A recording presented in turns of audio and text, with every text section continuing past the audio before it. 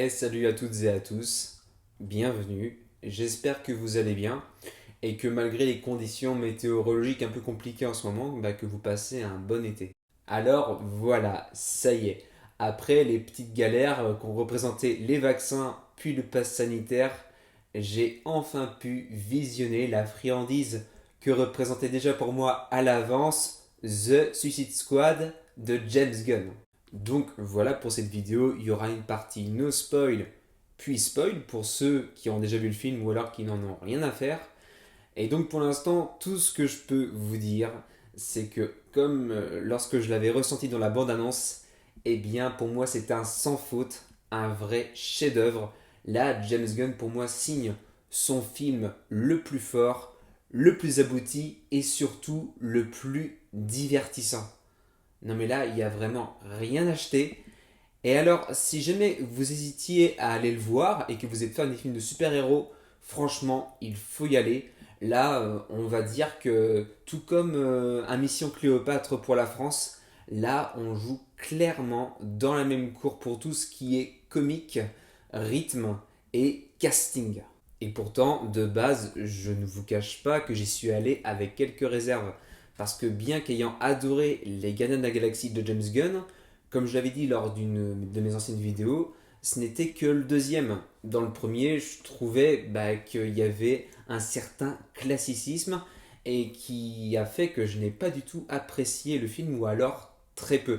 Donc voilà, vu que j'étais sur un mi-figue mi-raisin et que James Gunn reste quand même un réalisateur qui a encore toute une filmographie à faire, eh bien voilà, j'y suis allé quand même à tâtons. Je me suis dit, voilà, on peut quand même être déçu. Eh bien, pas du tout. Ça a été vraiment la surprise de cette année personnellement et même la surprise de cette décennie carrément. Voilà, tellement pour moi le film est parfait et va au-delà de tout ce qu'il propose. Et ça va même encore au-delà de ça, puisque James Gunn, par ce film, m'a fait clairement passer par toutes les émotions de A à Z. Et c'était d'autant plus fort après une année avec le corona, certes où je n'ai pas été malheureux personnellement, malgré voilà bien sûr le fait que ça ait touché la terre entière, mais si vous voulez revoir un film sur grand écran comme ça et un film d'une telle qualité, et bien voilà, à un moment, j'ai versé des pleurs. Parce que, enfin, non seulement, voilà, à un moment, j'avais l'impression qu'on n'y arriverait plus. Ouais, je vous le dis clairement. Voilà, ça n'a pas été long, mais quand même. Et voilà, il y a eu devant ce film comme une sorte d'oiseau noir qui a quitté le nid que représentait mon esprit. Donc voilà un peu en gros ce que je pouvais dire dans une partie no spoil. Et là, du coup, je vais attaquer le vif du sujet. Donc voilà, je laisse aux personnes derrière l'écran là quitter cette vidéo. 5.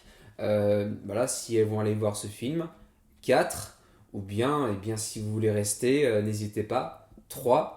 Vous êtes encore là, je ne sais pas. En tout cas, on va pas tarder. 2. Voilà, dernière chance. 1. Bon, allez, c'est parti.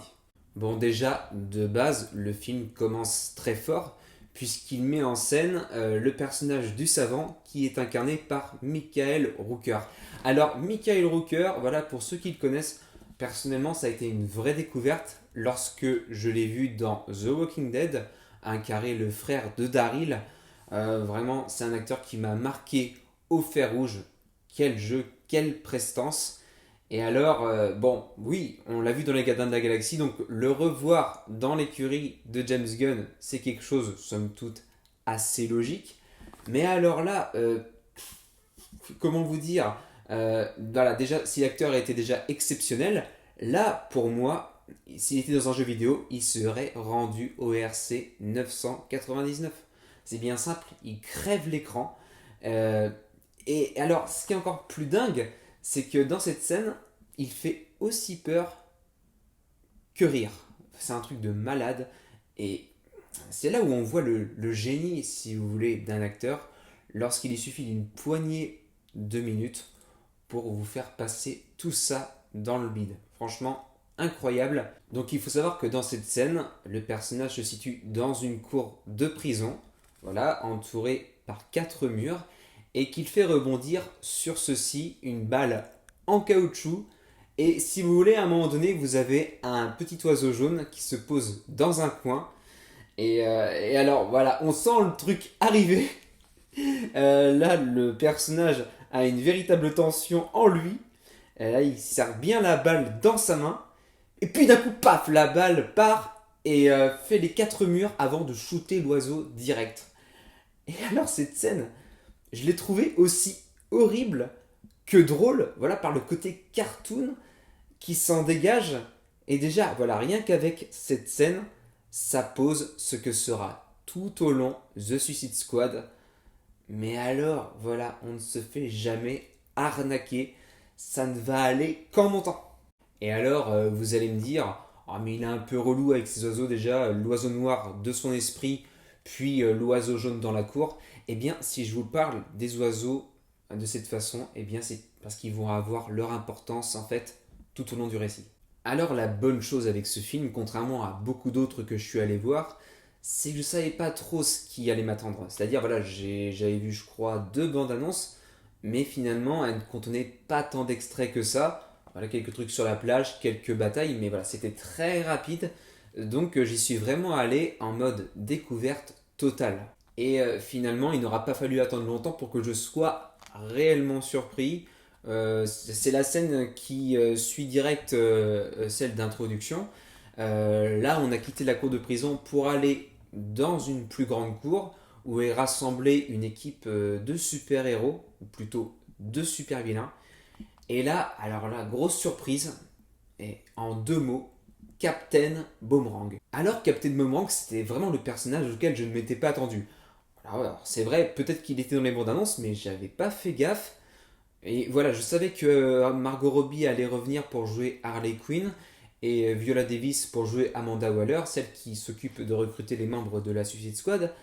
Mais voilà, autant pour ceux qui ont vu la vidéo sur Suicide Squad de 2016, certes, j'avais détesté le film, mais ce que j'apprécie particulièrement là, eh bien, c'est qu'il y a une sorte de transmission. Voilà, on n'est pas là à supprimer tous les anciens protagonistes pour remettre toute une pelletée de nouveaux. Non, il y a quelques anciens qui reviennent. Et voir Captain Boomerang, eh bien, j'ai trouvé ça super plaisant. Bon, après, voilà, je ne suis pas dupe.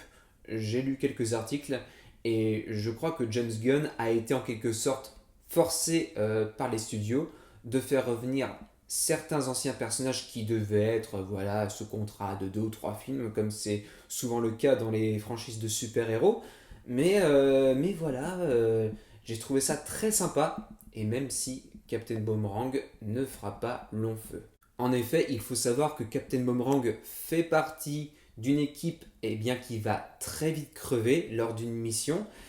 Une équipe dans laquelle on retrouve également le savant qui était dans la cour de prison. D'ailleurs, ce dernier, contrairement à Harley Quinn, qui malgré tous ceux qui meurent autour d'elle restera sur place afin de se battre coûte que coûte, eh bien lui, il va fuir par la mer et Amanda Waller va donc activer la puce qui va détruire son crâne. Et là, l'ironie du sort, c'est que pendant que son corps flotte sur l'eau, eh bien, il y a un petit oiseau jaune qui vient becqueter sa cervelle. Donc, une fois que la première équipe finit en polenta, hormis Harley Quinn, et qui finalement, par ce biais, va s'en sortir, étant donc l'antithèse du savant qui finira par mourir en mer, eh bien, la caméra survole le coin afin de s'attarder sur une seconde équipe qui sort de l'eau, la fameuse équipe que l'on suivra tout au long du métrage. Alors là, si déjà j'avais pris mon pied jusqu'ici, même s'il n'y avait eu qu'une poignée de minutes à s'être écoulée, c'est à partir de ce moment-là que j'ai compris que James Gunn nous livrait sûrement le plus grand film de l'année 2021, et ce pour une seule chose, le duo que forment Idris Elba d'un côté, que l'on peut retrouver dans Luther, et de l'autre John Cena, que l'on peut voir dans Fast and Furious. Et c'est sur ce dernier que je vais m'attarder parce que pour moi, le personnage incarné par John Cena est tout simplement l'attraction phare du film et qui fait que je l'aime autant. Le mec est si bête, si étroit d'esprit, si coincé et en même temps si manichéen que c'est juste un pur plaisir que de le suivre tout au long et de le voir se prendre la tête avec le personnage incarné par Idris Elba et qui n'est autre qu'une pâle copie de ce que jouait Will Smith, à savoir Deadshot. Non, parce qu'on ne peut pas faire plus clair, le mec porte toujours un casque, se sert avant tout d'armes à feu et a un lien particulier avec sa fille. Après, ça ne me dérange pas, bien au contraire, puisque dans Suicide Squad de 2016, eh bien, je trouvais que pour une fois, Will Smith avait un jeu assez fade. C'était peut-être pas de sa faute, peut-être que c'était à cause de la direction d'acteur. Mais enfin, voilà, ici, Idris Elba apporte une vraie rage, un vrai acting comme il faut. Donc là, au contraire, je suis servi, mais alors de la plus merveilleuse façon qui soit. Autre point fort du film, et pas des moindres, peut-être le plus puissant, c'est le traitement qui est réservé au personnage de Harley Quinn. Voilà, comme vous le savez peut-être si vous avez vu la vidéo sur Suicide Squad de 2016, eh bien je trouvais que le personnage manquait clairement de relief. Il n'y avait aucun danger, aucune émotion, et là c'est bien simple, c'est tout le contraire. Déjà, de 1, James Gunn la rend hautement imprévisible, comme elle l'était dans les bandes dessinées. Donc elle devient hyper dangereuse. De 2, c'est ce côté sentimental, romantique, qu'on a toujours un peu deviné en elle. Voilà, ce côté qui appartenait peut-être à la femme qu'elle était avant. Et là où il est très fort, James Gunn, c'est qu'il arrive vraiment à faire le parallèle entre le Joker, qui la voyait plus comme un morceau de chair qu'il pouvait utiliser à sa convenance, avec l'un des antagonistes de ce nouveau métrage, un antagoniste auquel va s'attacher Harley Quinn et tomber amoureuse. Voilà, sans vous en dire plus, ce personnage paraît parfait sous tous les angles, que ce soit physiquement, au niveau de ses sentiments, de la façon dont il se comporte, et puis aussi au niveau du portefeuille, pour tout ce qui est accessoire. Eh bien, là où c'est très fort, c'est que on a comme l'idée d'un rêve, l'idée d'une relation qui se met en place, et on finit par y croire dans ce métrage, au fait qu'elle va peut-être se marier, avoir enfin une vie normale après tout ce qu'elle a traversé d'assez horrible sous l'emprise du Joker. Et finalement, coup de théâtre, l'antagoniste finit par dire qu'il pourrait buter des femmes et des enfants, et là, pan, dans son dos, voilà, Harley Quinn prend un pistolet et lui tire dessus. Et elle lui sort cette phrase comme ça, d'une façon toute simple. Ah, mais t'avais l'air parfait. Et voilà, il a suffi que tu dises les gosses, oh non, ça a été la goutte de trop, quoi. Et c'est là où c'est absolument génial. Et là où l'on voit que c'est un personnage qui fait clairement penser au film de Tarantino. Voilà, tout ce côté imprévisible, sauvage et aussi très porté sur l'humour noir. Et alors pour ceux qui ont vu le film ou bien qui le verront, vous me direz dans les commentaires, mais pour ma part, lors de cette scène, assez gore quand même, eh bien j'étais vraiment partagé entre un sentiment de frayeur et un sentiment de rire. J'étais vraiment dans un entre-deux qui m'a gêné. Et c'est là où pour moi James Gunn est un génie, c'est qu'il arrive vraiment à mettre en image des choses dérangeantes, mais qui passent crème. Je sais pas comment est-ce qu'il fait, mais il a vraiment un talent de fou pour ça, quoi. Et concernant la véritable fin de cet antagoniste, eh bien si vous voulez, vous allez avoir un autre méchant qui va vouloir prendre sa place, entre guillemets, et qui va faire ni plus ni moins que mettre le feu à quelque chose. Il va mettre le feu à une immense cage dorée dans laquelle il y aura plein d'oiseaux qui auront appartenu à cet homme. Vous voyez comme quoi ça continue. Et donc après la scène de la cour de prison où ça voulait clairement dire écoute, je suis vraiment un gros méchant et je vais tous les avoir, voilà, lorsqu'il bute le petit oiseau. La seconde scène dans la mer où il se fait bouffer la cervelle, et cette scène qui sous-entend la petite bête peut manger la grosse. Ici, c'est clairement la bulle de liberté qui était réservée à Harley Quinn qui finit par exploser, voilà, par partir en fumée. Mais c'est pas fini, hein, c'est pas fini. Alors là, je vais encore parler d'Harley Quinn, parce que dans le film, il y a une scène que j'ai vécue, enfin en tant que spectateur, je veux dire, mais qui m'a mis dans un état que j'avais jamais connu au ciné. Là, j'étais dans une émotion telle qu'il fallait absolument que je me retienne de pleurer, ce qui n'a pas été le cas, mais voilà, j'ai essayé d'imiter la casse. Donc cette scène, elle est pourtant très simple en elle-même. Vous avez Harley Quinn qui est avec sa masse ou je ne sais plus quelle arme dans un couloir. Et donc ça se passe après la mort de l'antagoniste. Je crois que c'est le lendemain. Et là, si vous voulez, pendant qu'elle est dans les couloirs, il y a une musique qui arrive. Et là, vous avez autour d'elle plein d'oiseaux qui apparaissent, plein d'oiseaux de dessins animés. Et voilà, je ne sais pas pourquoi, je ne sais pas comment est-ce que James Gunn est parvenu à faire ça, mais ça a fait naître en moi une telle mélancolie, une telle tristesse pour elle, parce que j'ai dû me dire, bah ouais, là, je vois qui là? Je vois Harley Quinn, mais c'est qui Harley Quinn? Eh bien, en fait, on ne sait pas vraiment. Elle s'est comme enfermée, ouais, dans un personnage, de par la faute du Joker, bien sûr, mais en même temps, c'est elle qui a consenti à l'époque à ça. Et si vous voulez, dans cette scène, on a comme une idée de la femme qu'elle aurait dû être et qu'elle ne sera finalement jamais, elle qui est condamnée à rester ce personnage qui va se battre. Et puis c'est tout.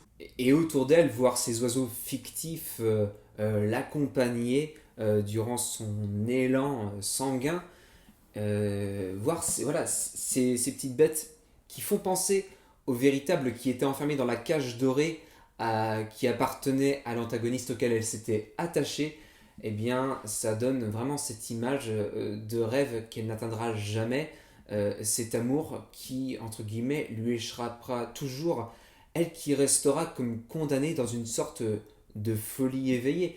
Et voilà, moi ça m'a vraiment ému. Et plus tard, on retrouve une autre scène similaire avec King Shark, enfin une scène qui n'a rien à voir mais qui m'a vraiment ému aussi. Bon, King Shark, j'en ai pas beaucoup parlé parce que voilà, bon, ça reste un requin humanoïde qui ne dit pas beaucoup de mots et passe son temps à bouffer des soldats avec grand plaisir. Mais par contre, là où j'ai été pris à contre-pied, mais alors là, pour mon plus grand bonheur, c'est lorsqu'il se retrouve face à un immense aquarium, donc dans le camp ennemi, et il y a là des poissons qui se mettent tous ensemble pour former sa silhouette à lui. Voilà, c'est vraiment une scène pleine d'émotions. Lui, qui jusqu'ici n'était pas vraiment compris par les autres, et était comme perdu dans ce groupe. Et là, voilà, c'est comme s'il était face à des créatures qu'il comprenait enfin réellement. Et là, qu'est-ce qui fait King Shark? Eh bien, après avoir avancé dans l'histoire, en suivant les ordres, voilà que, pris d'une joie immense, il se met, si vous voulez, à courir tout le long de l'aquarium. Et voilà, le voir avec ce sourire sur la gueule, c'est pareil, ça m'a mis une claque aussi. Voilà, il quittait vraiment à ce moment-là, King Shark, sa fonction de mangeur d'hommes pour vraiment s'humaniser. Et là, pareil, ça m'a touché de plein fouet. Bon, après, il y aura encore bien plus à dire sur ce film. Vraiment, là, je crois qu'on pourrait y passer des heures devant la caméra, tellement il m'a marqué. Et je pense d'ailleurs que je vais aller le revoir le plus vite possible. Mais voilà, là où James Gunn a vraiment réussi, pour moi, la chose comme il faut et d'une main de maître, c'est qu'il est parvenu à mettre tout ce qu'il faut là-dedans.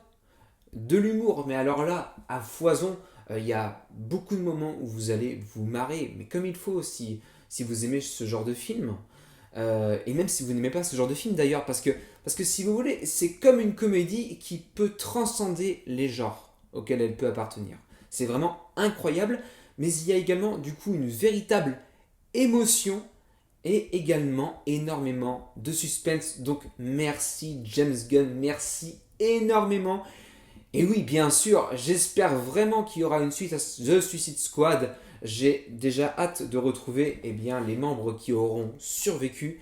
Mais allez-y, franchement, là, quelle magie! Mais qu'est-ce que ça fait du bien après l'année qu'on a vécue? foncez, mais vous n'allez pas le regretter, vous allez ressortir de là, mais tout frais, tout régénéré. Allez-y, foncez et dites-moi ce que vous en avez pensé. Kenavo.